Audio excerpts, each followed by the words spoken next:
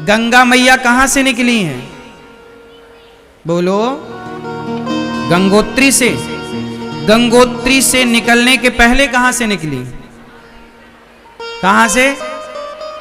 भगवान शंकर की जटा, भगवान शिव की जटा से निकलने से पहले गंगा जी कहां से निकली? गंगा मैया का एक नाम है विष्णुपदी। क्या नाम है? क्या नाम है? विष्णुपदी। मतलब यह गंगा मैया कहां से निकली? भगवान के चरणों से। कैसे निकली? ये घटना तब की है जब राजा बलि के यहां वामन भगवान आए। कौन आए? जब राजा बलि के द्वार पर वामन भगवान, देखो वामन कौन है? वही नारायण। क्या बनकर आए? वामन। जब भगवान विष्णु, जब भगवान श्रीमन नारायण वामन बनकर आए तो राजा बलि से कितनी पग भूमि मांगी? हे राजन, हमें 3 पग भूमि दे दो। अच्छा 3 पग भूमि महाराज, थोड़ा ज्यादा ले लो आप, और ज्यादा भूमि ले लो। नहीं नहीं, हमें तो केवल 3 पग चाहिए। जब 3 पग लेने का संकल्प ले लिया और देने वाले ने देने का संकल्प कर दिया तो 3 पग में, पहले पग में उन्होंने क्या नापा? पाताल, अतल, वितल, सुतल, तलातल, रसातल, महातल, पाताल, 7 लोक नीचे के नापे वामन भगवान ने।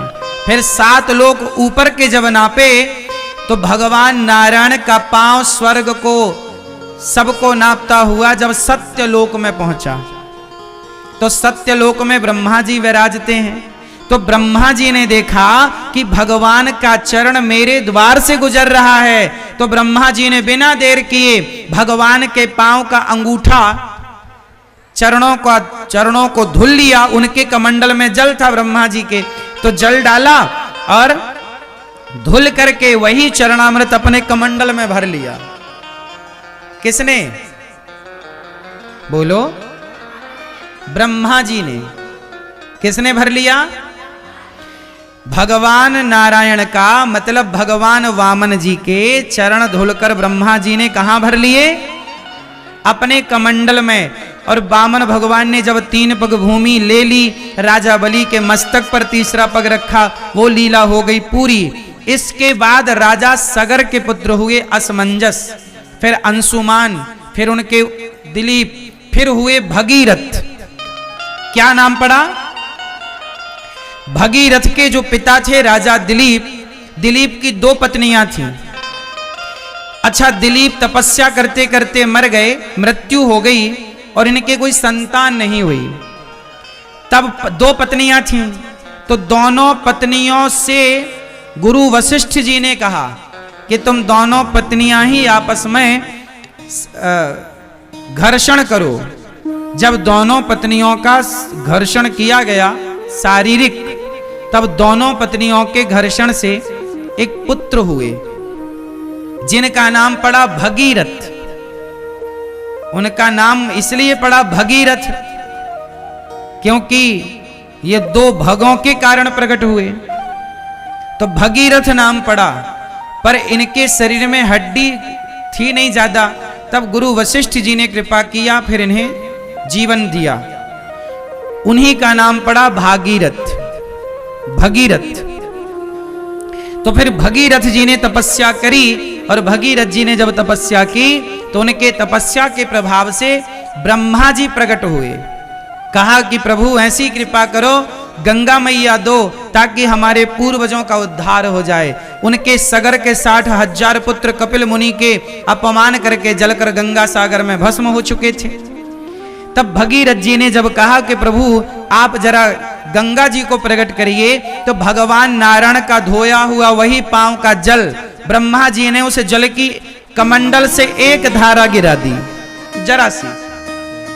पर वो धारा इतनी तेज से आई कि वो पाताल में चली जाती। तब गंगा मैया ने कहा कि हमारा वेग पृथ्वी सह ना पाएगी, तो पृथ्वी ना सह पाएगी तो शिव को प्रकट करके कहो कि वो हमारे तेज को सहें। तब भगीरथ जी ने शिव को प्रसन्न किया और शिव ने कहा कि भगवान का चरणामृत है गंगा, तो प्रभु के चरणामृत को तो भक्त अपने माथे पर सजाता है। तो गंगा मैया को भगवान शिव ने अपने माथे पर सजाया और वही वेग से जब शिव जी की जटाओं में गई, फिर शिव जी ने उन्हें धीरे से छोड़ा। और जब धीरे से छोड़ा तो गंगा मैया को हरिद्वार के ऊपर एक साधु रहते थे जिनका नाम था जन्हू ऋषि। क्या नाम था? जन्हू ऋषि। तो जन्हू ऋषि ने गंगा जी ने बाबा जी की कुटिया बहा दी। बाबा जी तपस्या कर रहे थे, गंगा जी आई भगीरथ जी के पीछे पीछे, तो उनकी कुटिया बह गई। अरे बाबा जी ने कहे कौन हो, हमारी कुटिया बहा दी, यहां। जन्नू बाबा गंगा जी को पी गए, बम, गंगा जी हो गई बम। अब भगीरथ जी बोले हे भगवान, ब्रह्मा जी को प्रकट किया, शिव को प्रकट किया और बाबा जी पी गए, पूरी गंगा पी गए। हे महाराज, हमारे पूर्वजों का उद्धार कैसे होगा, थोड़ा कृपा करो।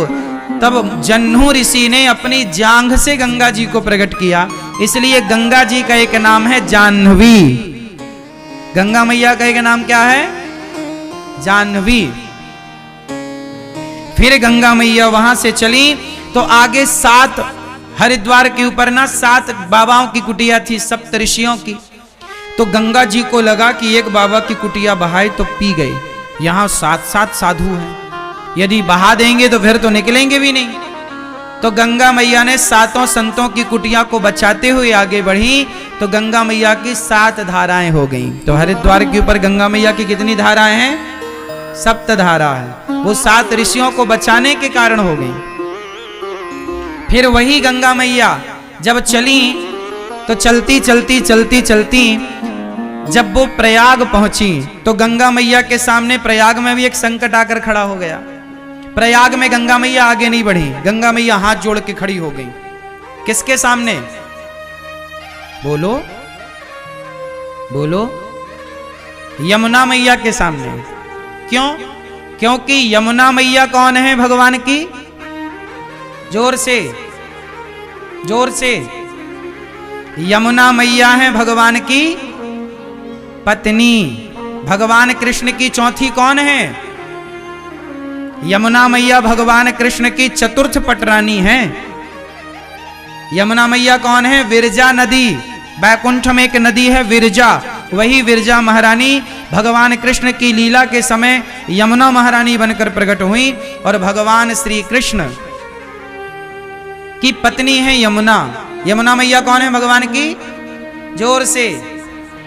अच्छा, यमुना मैया प्रयाग से पहले से जा रही थी, पहले से बह रही थी। तो प्रयागराज जी में जब यमुना महारानी का दर्शन हुआ तो गंगा मैया हाथ जोड़ के खड़ी हो गई। अच्छा, गंगा मैया है भगवान की दासी, भगवान के चरणों से निकली हैं, तो दासी है गंगा मैया और पत्नी है यमुना मैया। तो भाई दासी तो पत्नी का सम्मान करेगी। तो गंगा मैया हाथ जोड़ के खड़ी हो गई, हे मां आप आज्ञा करिए मैं कहां जाऊं। तब यमुना मैया ने कहा गंगा आ मेरे गले से लग जा। तब गंगा मैया को यमुना जी ने अपने गले से लगाया और गंगा मैया ने कहा, यमुना मैया ने कहा बहन आज से आगे की यात्रा अब तू करेगी, आगे तेरे नाम से जाना जाएगा, मैं अपनी यात्रा यहीं पूरी करती हूं। तो यमुना मैया की यात्रा प्रयाग में पूरी हुई और यहां से आगे किसकी यात्रा चालू हुई? यमुना मैया की आज्ञा से चालू हुई। किनकी आज्ञा से चालू हुई? हां, यमुना मैया की आज्ञा से चालू हुई। यहां एक तीसरी नदी भी है जो जब मां अपने बेटी के बालों में चोटी करती है, क्यों मैया आप लोग बालों की चोटी करती हो ना अपनी बेटी की या अपने पोती की, बहन की, तो चोटी करते समय कितने धाराएं निकालती हो बालों की? 3। जब बालों की 3 धाराएं निकालती हो और जब चोटी पूरी होती है तो दिखती कितनी धारा है? कितनी दिखती हैं? नहीं, चोटी तो एक दिखती है लेकिन चोटी में ना वो 2 दिखती हैं। कितने ध्यान से देखना, किसी की चोटी उटी हुई? अब आप कल चोटी भी नहीं करते लोग, समस्या ये। चोटी में 3 धाराएं हैं, तीनों को जब मैया ऐसे ऐसे गूंथती है ऐसे ऐसे, तो उसमें दिखती कितनी है?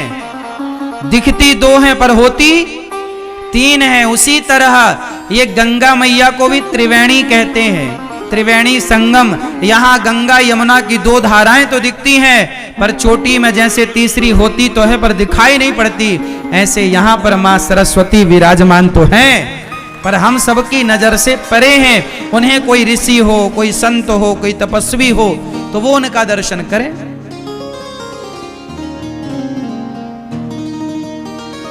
बात उन दिनों की है जब वेद व्यास जी, आपने देखा होगा सरस्वती मैया कहां से निकली हैं?